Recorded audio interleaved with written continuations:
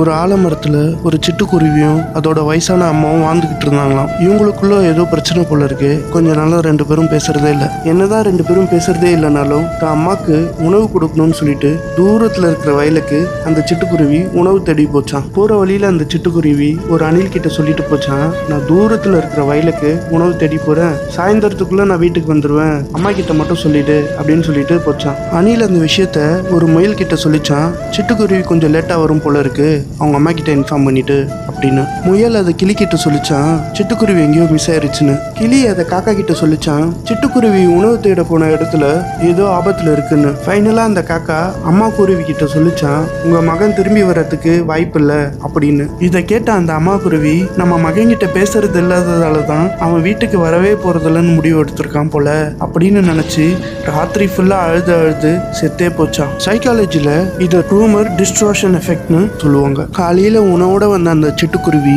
நடந்தது எல்லாத்தையும் கேட்டு ரொம்ப வருத்தப்பட்டுச்சான். பாசம் மனசுல மட்டும் இருக்கிறதுனால எந்த பிரயோஜனமும் இல்லை.